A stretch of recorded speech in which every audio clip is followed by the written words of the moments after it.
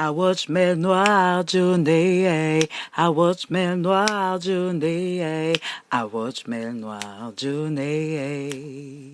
Yeah. La peur de l'abandon, part 1. Bonsoir à vous. Alors pour ceux qui ne me connaissent pas, je suis Mel Noire, mère de 4 enfants, et oui. Et j'aime particulièrement faire des débats, lancer des sujets, puis partager, faire des recherches et entendre un peu ce que les autres ont à dire. Quand ils ont le courage de parler, le courage, pas que de m'écouter. Donc c'est ça quoi. Et ce soir, je vais vous parler de quoi? Je vais vous parler de la peur de l'abandon.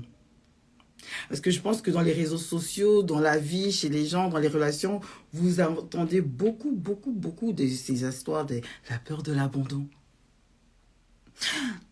Le besoin affectif, la dépendance.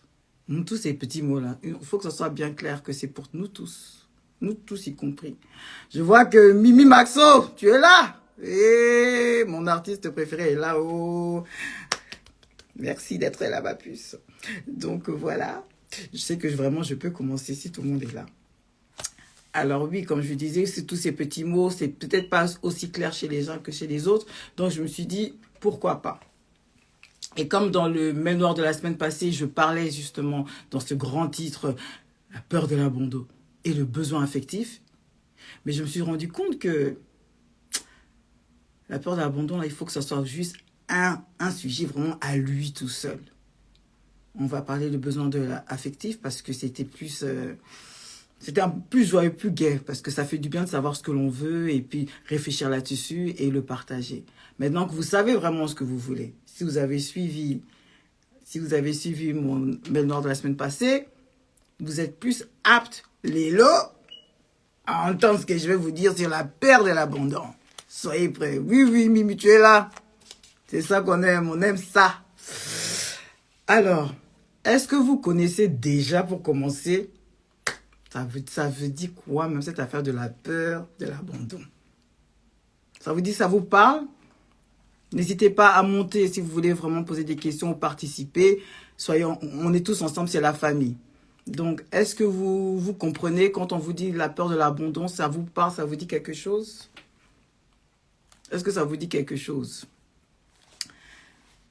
Eh bien, je peux vous le dire que ça vous dit quelque chose parce que regardez ce que j'ai trouvé.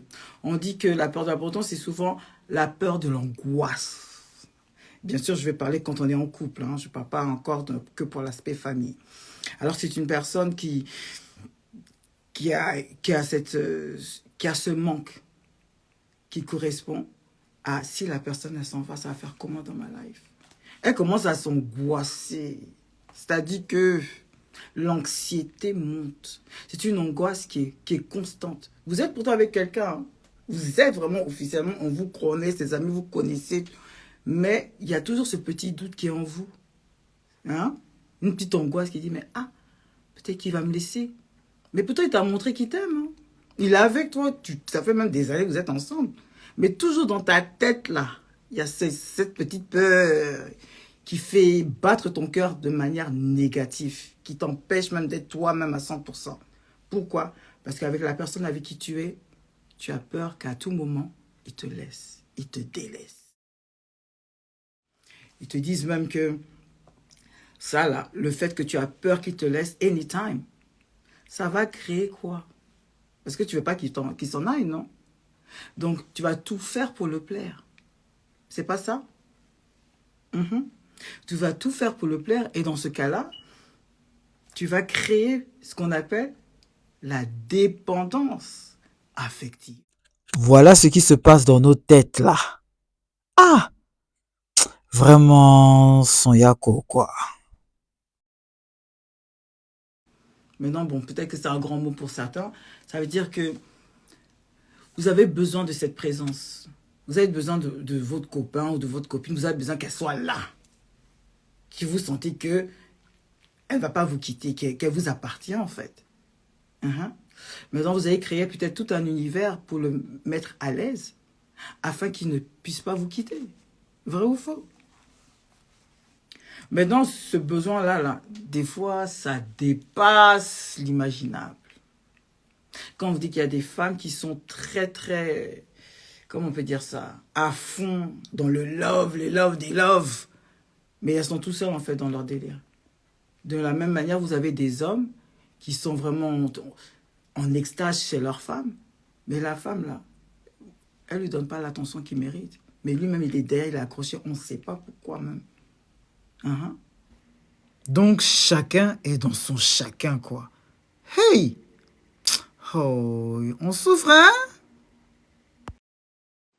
Donc, comme vous pouvez le constater, donc la personne là, elle ne se rend pas compte que cette personne ne lui donne pas l'amour qu'il mérite parce qu'elle est omnibulée par cette présence, par cette sensation que elle est là, elle est avec moi, elle va jamais me quitter. Et puis c'est les autres à l'extérieur qui regardent, qui jugent ton goût, qui te dit que mais toi là, tu es amoureux, pourquoi même? Parce que la personne là, elle s'en fout de toi. Mais toi, tu es accroché à la personne. Mais c'est cette force là, c'est cet aimant qui est en vous là, pour vis-à-vis de la personne, qu'il faut comprendre d'où ça vient. Voilà, là, cette peur-là. Il faut que nous tous, on essaie de voir clair, clair dans ça, comme on dit à l'ivoirienne. Alors, ouais, mon stylo ici, oh, voilà. Alors, cette présence-là, quand on parle d'abandon, c'est pas juste c'est pas juste une petite peur. C'est vraiment quelque chose de chronique qui est en vous. C'est obsessif, c'est obsessionnel, comme on peut dire. C'est très, très difficile de s'en défaire. Et c'est là, il faut se dire d'où ça vient.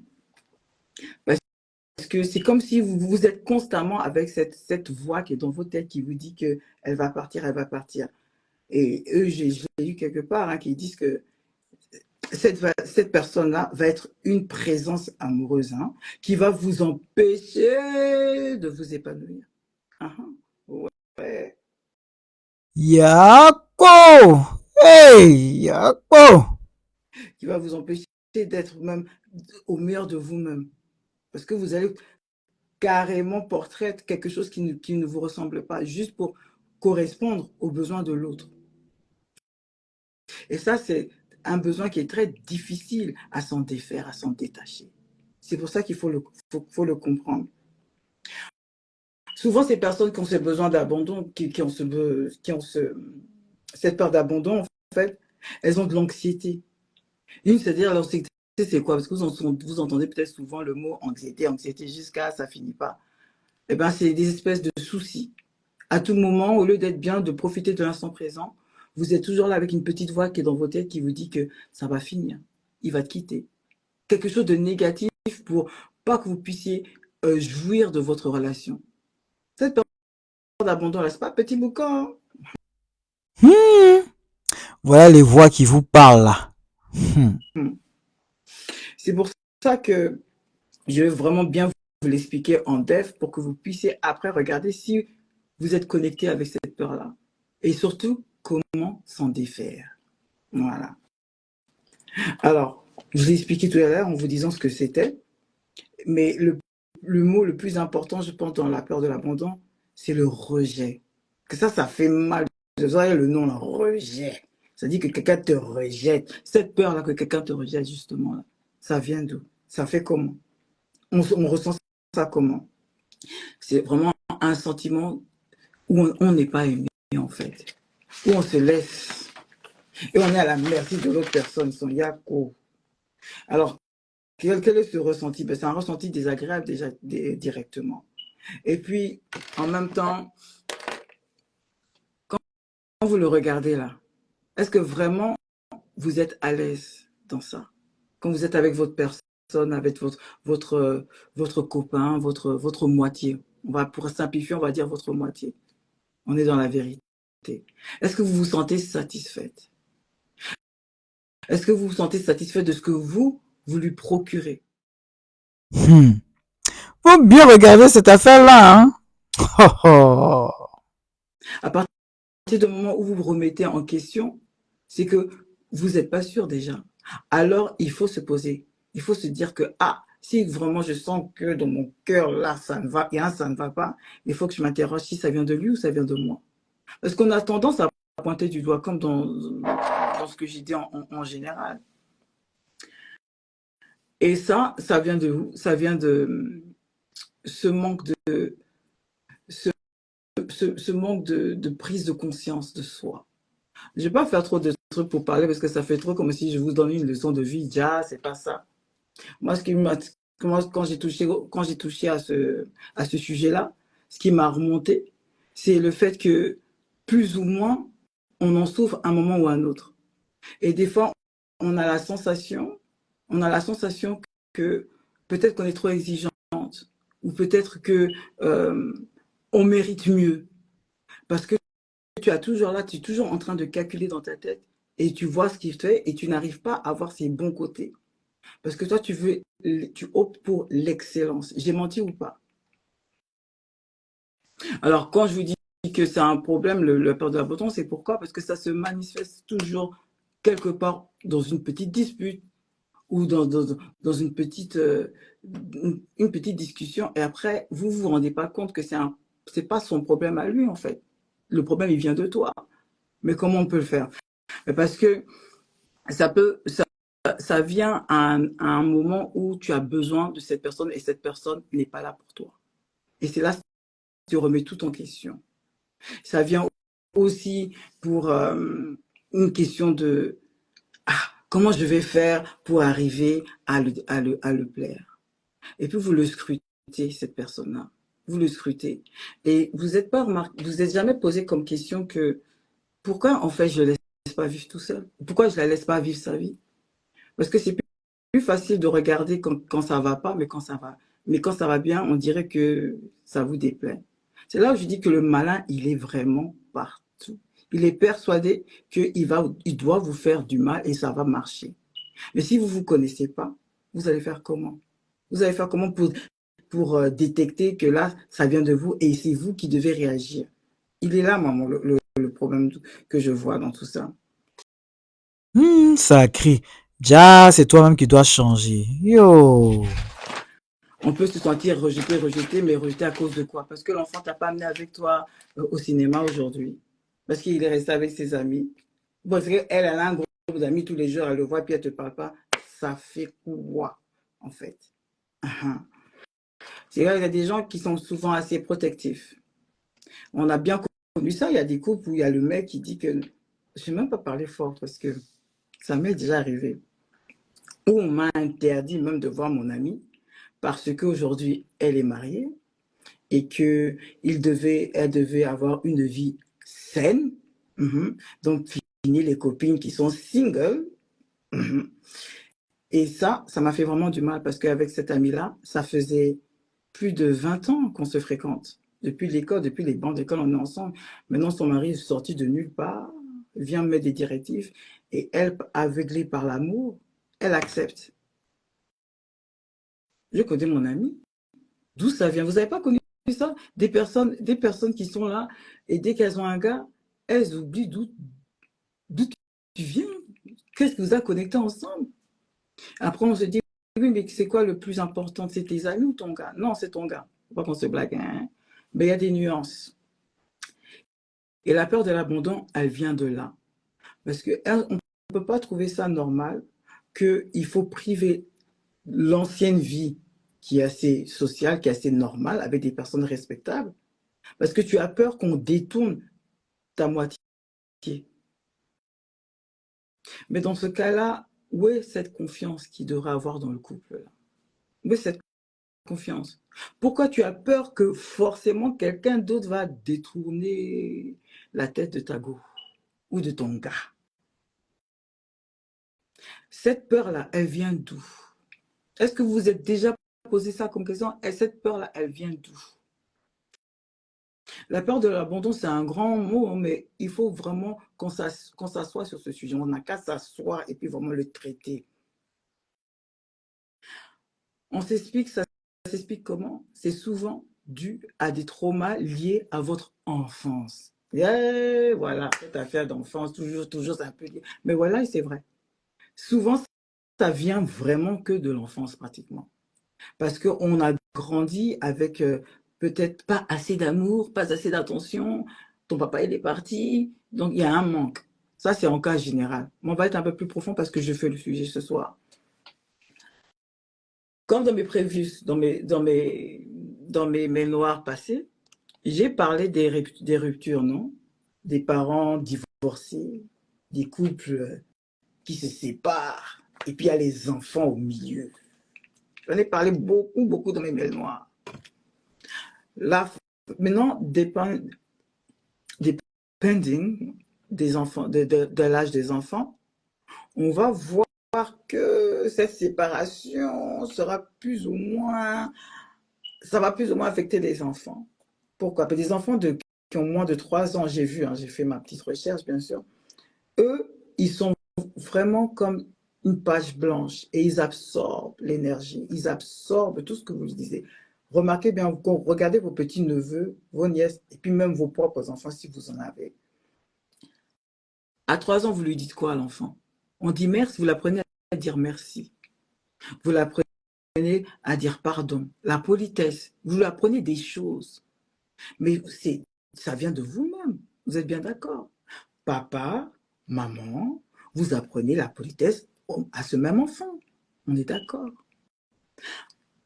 Maintenant, on dit aussi qu'il faut tout un village pour éduquer ce même enfant. Donc, même éducation, la même politesse là, ça vient de papa, maman, tontine, oncle, grand-mère, tout ce monde-là. Cet enfant a eu cet équilibre-là. Mais quand il y a la rupture, tout se casse. C'est ça qu'il faut comprendre. C'est ça qu'il faut comprendre le raisonnement. Tout se casse, tout se brise. Pourquoi? Parce que maintenant, les parents ne s'entendent plus, donc prennent la décision de se séparer. Un enfant de 3 ans est au milieu, hein. N'oubliez pas. Et pour lui, il a toujours vu sa maman, son papa. Maintenant, pour ceux qui n'ont jamais vu papa, maman, ils voient l'attitude de maman quand elle parle de papa. L'attitude, je dis bien l'attitude. Est-ce que c'est avec des gestes positifs, avec un sourire, ou avec des pleurs, des larmes? Tout ça, là, l'enfant, il te regarde, hein. Il te voit. Moi-même, je suis issue d'une famille monoparentale. Quand mes parents ont divorcé, je vous dis, ça m'a affecté. Beaucoup de chez beaucoup. Mais j'étais en adolescence, j'avais que 12 ans.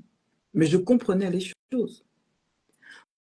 Pourquoi la peur de l'abandon, on parle que ça vient souvent, ça prend ses origines dans l'enfance? Parce que dans l'enfance, si on ne vous explique pas ce qui se passe, vous-même, vous créez vos propres films, vos propres solutions et surtout vos propres réponses. Mais maintenant, si elles sont mal basées et surtout influencées par l'un des parents, c'est comment? Je parle très doucement pour que ça rentre dans vos narines, dans vos têtes, dans vos cervelles. Pour tous ces parents qui se chamaillent et qui ne cherchent pas la discussion, la communication avec leur enfant. C'est pour vous que je dis ça. Oui. Pourquoi? Parce que vous n'expliquez pas à l'enfant. Souvent, vous le prenez en rien. Oh, regarde comme ça est là. Bon, maman et papa doivent partir. On ne s'aime plus. Donc mais maman t'aime toujours, papa t'aime toujours. Puis ça s'arrête là, vous continuez votre journée. Et l'enfant, il reste, bon. Parce que maintenant que vous êtes, l'un est parti, maintenant, l'attitude de maman, elle est énervée. Elle pleure. Quand elle prononce le nom du père, il y a tout un agissement négatif autour d'elle. Ça crée une peur, une crainte. Donc, elle va peut-être maintenant commencer à associer, l'enfant va commencer à associer papa égale what? Énervement pour maman, énervement pour papa. C'est quoi? C'est comment? Et l'enfant, si vous ne lui expliquez pas, il va se créer un monde. Mais il va toujours se rappeler, mais quand maman et papa, ils étaient ensemble, ça se passait bien. Donc maintenant, ça crée cette peur-là. Il ne faut pas partir dans l'extrême en disant que oui, mais comment on peut expliquer, c'est un enfant, on ne peut pas tout lui dire. Il faut trouver le moyen de lui dire pour lui expliquer. Mais si les mots, vous ne les trouvez pas, il faut que les actions, au moins, elles suivent pour que ça puisse aider à la construction de cet enfant.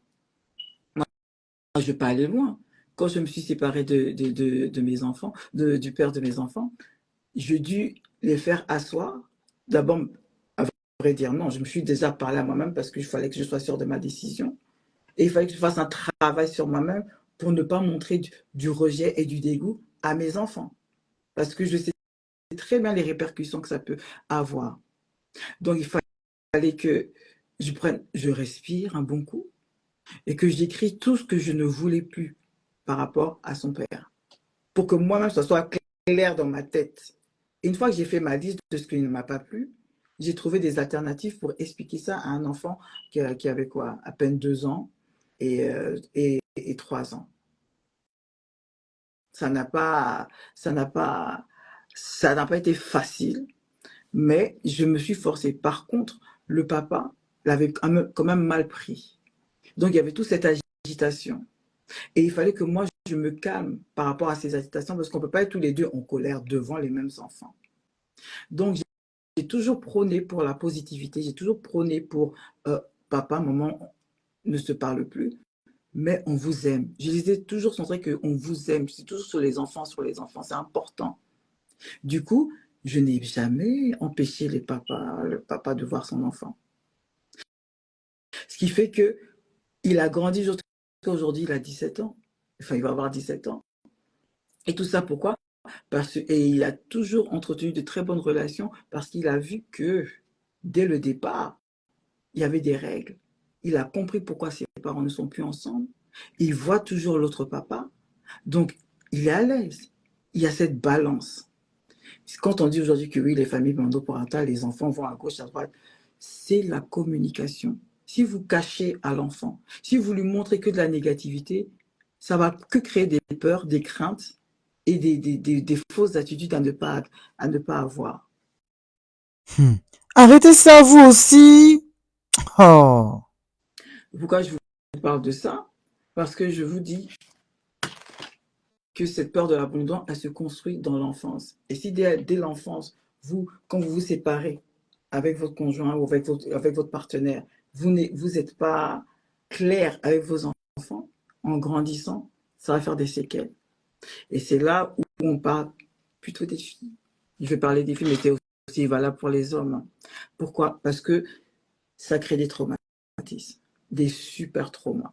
Et j'entends souvent quand on dit que oui, mon gars, c'était comme, il faut que ça soit comme mon père, ton père, ton oncle, toute ta famille en fait. C'est ça, quand on entend des hommes qui disent que oui, ma femme, ça doit être ça, ça doit être ça. Oui, mais en vrai, là, chacun a son rôle. Ah ben oui, chacun a son rôle dans le couple. Pourquoi je dis ça?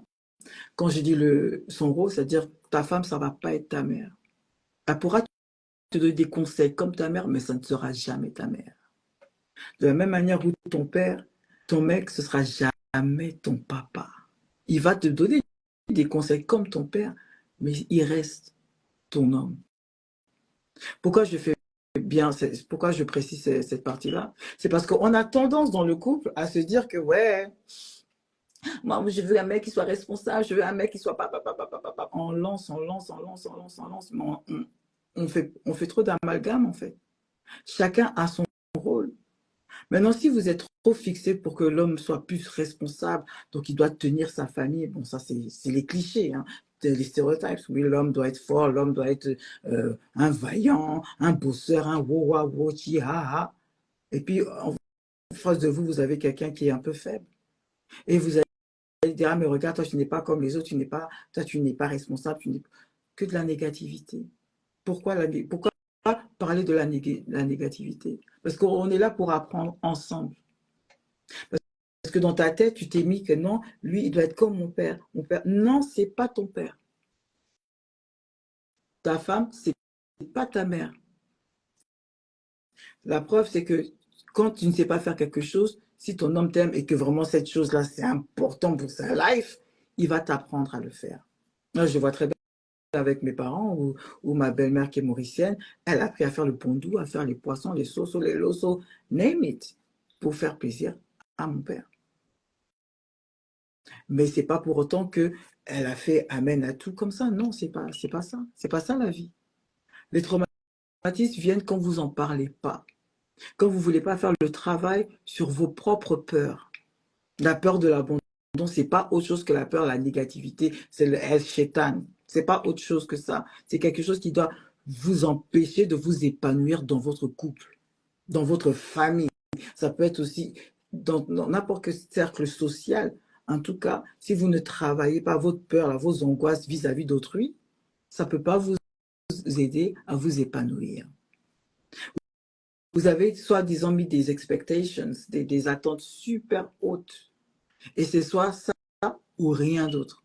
Comme dans un de mes anciens mémoires où les femmes disaient que là, elles n'ont plus rien à donner. Alors, elles viennent avec un contrat, ça va être ça, et rien d'autre. Non, c'est pas comme ça. Parce qu'il faut découvrir. Et là, il faut travailler ensemble. On est en couple, on apprend ensemble.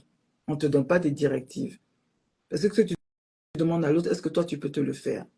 Tu veux un homme qui soit fort? Est-ce que toi-même, tu es forte? Tu veux une femme forte? Est-ce que toi-même, tu es fort? Vous rejetez la faute sur autrui, vous donnez tout votre hope, tous vos espoirs sur autrui, mais vous-même, vous vous oubliez. Pourquoi? C'est ça, moi, c'est ça qui me choque, en fait.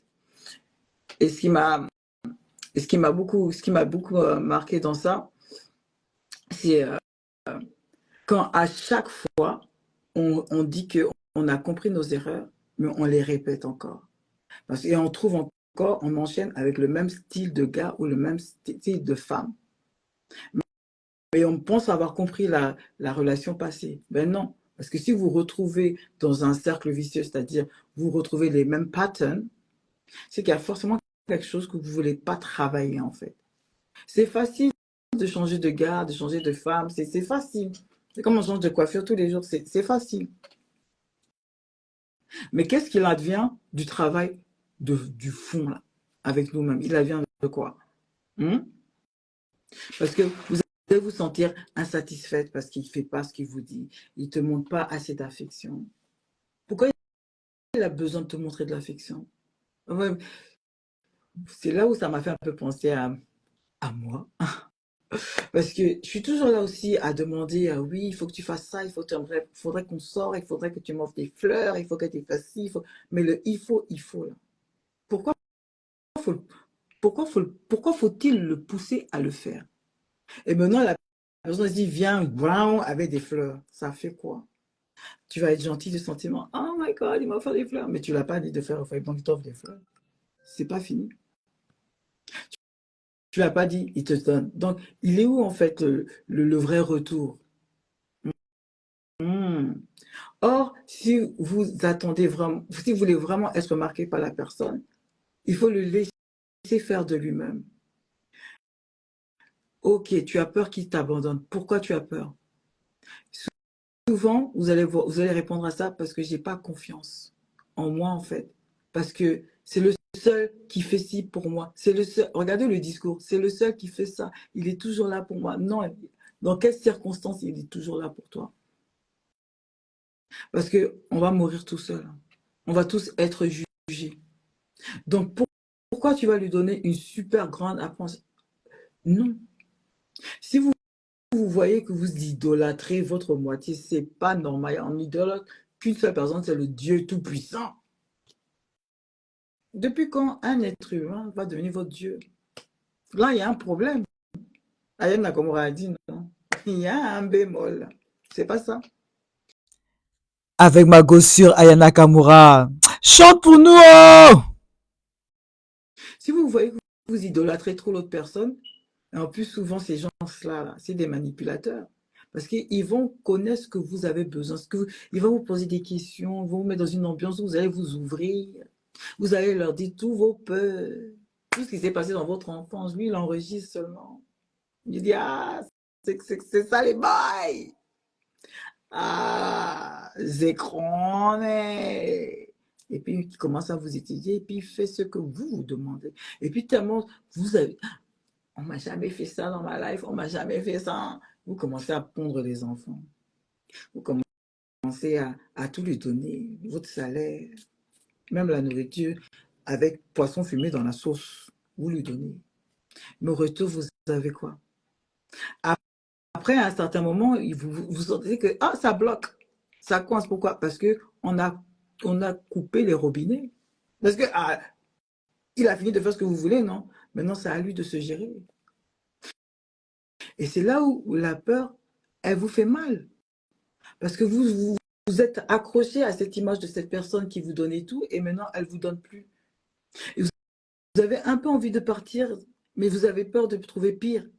Alors, vous êtes là, vous vous sentez coincé dans la relation. Or que c'est pas une question qui va partir, c'est pas une question qui vous a dupé, c'est une question que vous n'êtes pas arrêté sur vous-même. Cette peur, c'est de la négativité qu'il faut gérer, il faut prendre autorité dessus. Oui, je vous dis, prenez autorité dessus, c'est-à-dire que quand vous sentez qu'il y a cette anxiété, cette peur, il faut tout de suite faire l'effort de se dire pourquoi j'ai peur, pourquoi j'ai mal. Il faut trouver cette réponse avant d'aller de l'avant. Parce que surtout si vous êtes en famille, vos enfants vous regardent. Vos enfants vous regardent et puis vont vous copier. Voilà pourquoi on fait des curses générationnels là. Pourquoi? Parce que la maman n'a pas pris le temps de réfléchir à ses traumas et à les résoudre afin de couper et briser les chaînes pour ses enfants. Non. Ça a l'air très, très complexe. Attendez, je vous donne ça en explication. Hmm. Attendez la partie 2 pour connaître le reste de la situation. To be continued. Vous partagez, likez, follow me at Mel Noir.